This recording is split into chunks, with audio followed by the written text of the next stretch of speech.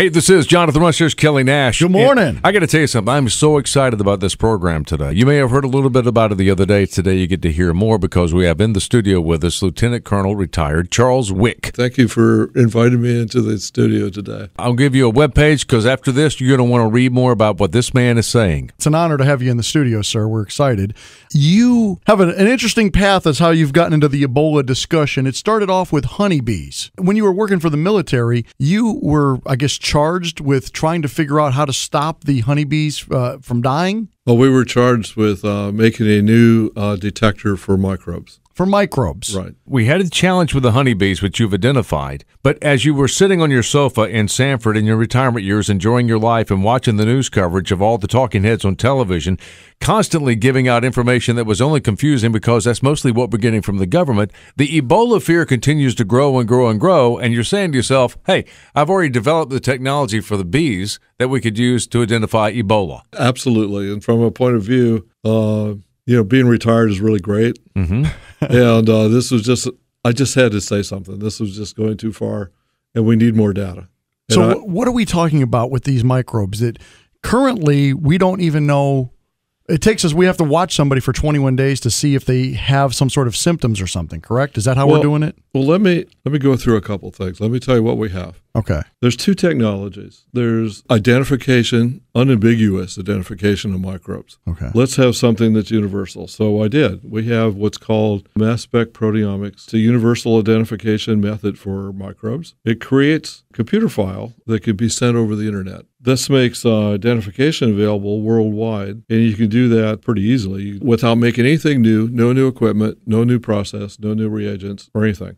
It can be analyzed by software, and we identify the microbes within minutes, and then we send that answer back to any of the mass specs that can do that. So you might have 100 different microbes that can be identified at the same time. So in layman's terms, if we knew that we could identify the Ebola through a swab from my cheek, and they use that information to insert it into the computer, the file is sent to you, and then you can identify whether Ebola is in my test sample. Right. And how do you do that? Well, it's pretty easy. If you're, for example, if you're in a hospital, they have different tubes there with different colors on them that you do in the emergency room. Yeah. You just have your own colored tube. And in that tube, you follow a recipe, and that recipe reduces that sample into something that can be put into the mass spec. It's routine, done all the time. Okay. And the mass spec then just runs its business. And the answer is a computer file. Okay. The computer file then is run by other software, and that other software then identifies all of the organisms that are in that file. Now, you asked a really good question. Where do we look?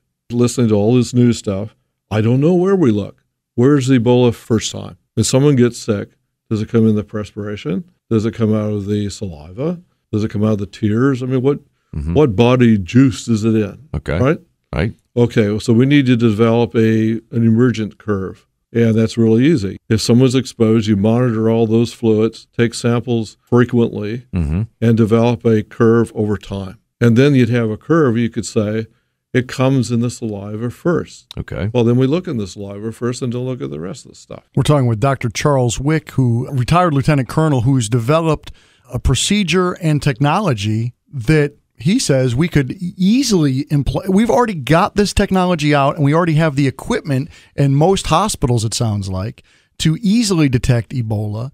And if I'm understanding you correctly, sir, what you're telling us is that we could actually start putting this in areas like an airport or a train station or things of that nature to try to test people. How long does it take for the test to come back, though? I'm glad you asked that question. It brings me to the second part. There's another technology that also goes with this. Okay. And I'm going to go back and I'll talk a little bit more about the mass spec proteomics in a minute. Okay. But from a point of view, let's talk about the integrated virus detection. This is an older technology that the first papers were written in the 1999s. It's a universal virus detector. What do I mean by that?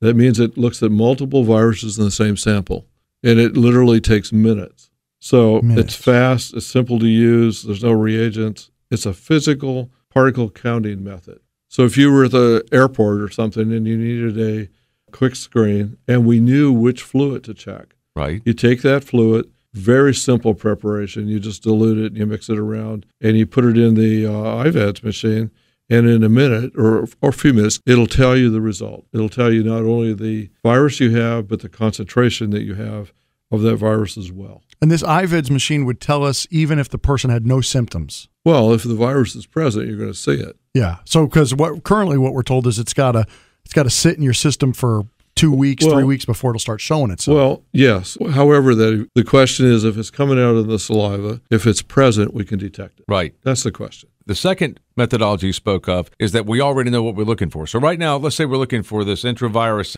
influenza and Ebola. So if we just wanted to check for those three, that literally could be done within minutes. That could all be done in the same sample at the same time. This is mind-blowing, isn't it? That we have this technology and we're not using it. I mean, when we were using it for the honeybees, we were looking at 29 different viruses at the same time in the same sample. And it takes minutes. Wow. Let me go back and talk a little bit more about this mass spec, because a lot of people get confused about that. How does it work? I mean, that's the question, right? Mm-hmm. We all know what proteins are. That's pretty basic. Peptides make up proteins. And if you know the protein, you can actually calculate all the peptides for that protein. Well, the mass spec is able to determine the sequences for the peptides. So we can detect peptides using the mass spec. Using the computer, we can actually take the DNA code or the RNA code for the microbe, and we can then calculate all the proteins that are possible to be made, and from that calculation, calculate all the available peptides that can come from that microbe. And then in that manner, sort out the unique peptides for each microbe. Okay. Each microbe has lots of them. The one microbe we found in the honeybees, that one had more than 13,000 different unique peptides. And we only have to pick up a handful of them to give a positive ID to a 99% confidence level. So we use unique peptides to basically identify a microbe to strain. If it's not available to strain, if it's not been identified to strain, then we can put it to its nearest phylogenetic neighbor. For example, on the Ebola thing that's coming out, we know of 5 different strains of Ebola. A couple of them haven't caused problems in people, but we know what they are. So if this one's unknown, the answer is we can put it in the right place in the phylogenetic tree of its nearest related neighbor based on its genetic profile. Now, let me give you an example of how this works. Oh, the listening audience has to appreciate this. I was asked to make it really simple. So if we had Ebola... Wait a minute, just for clarification, that was Kelly telling Lieutenant Colonel how to explain it to me. Okay, so we're good. All right.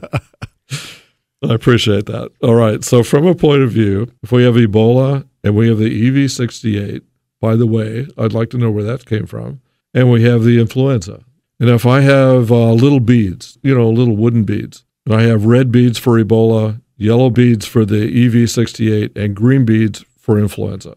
Okay. And say I take red beads, I take 10 of those, I take 10 yellow beads, I take 10 green beads, and I have all the other microbes, the thousands and thousands of other microbes are different colors. I take 70 of the multicolored ones, and I put all these in a jar. So I have 100 beads. I shake them up really good. And then I have someone pick out a couple, say 10 beads. And if I have a red one, I have Ebola. Okay. If I have a yellow one, I have the EV68. And I have green if I have influenza. Now, if there are no red beads in the jar, in the whole big jar, right, well, then I don't have Ebola. That's easy.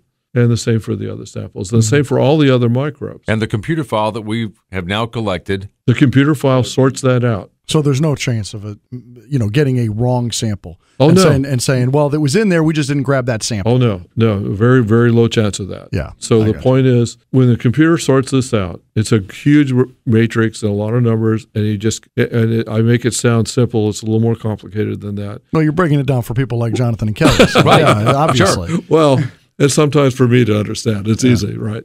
But you make it really simple. It's a very simple calculation. Mm-hmm. It's a very simple process. Once you do that, you have basically universal identification. And we have Dr. Charles Wick in the studio with us right now, and you've written a couple of books that people can read if they're so inclined. I think there's a lot of words in there that you and I have no interest in trying to figure out. But these were published when? Oh, thank you. And I appreciate you bringing up my books. All right. Let me make it clear. Go get the book from the library and read it. You don't have to buy it. There are 2 books. It's the Integrated Virus Detection book. It's by CRC Press, and it's coming out for the first time on the 12th of November. this year. So it's not even out yet. No, it's not out. It's not out next month. This will talk about the IVDS technology. Okay. And it's very detailed. And I even talked about the eureka moment when I actually made it work. Okay. So it's humorous. What about this other book that I see? The other book is Identifying Microbes by Mass Spectometry Proteomics. That sounds like a great big beach title.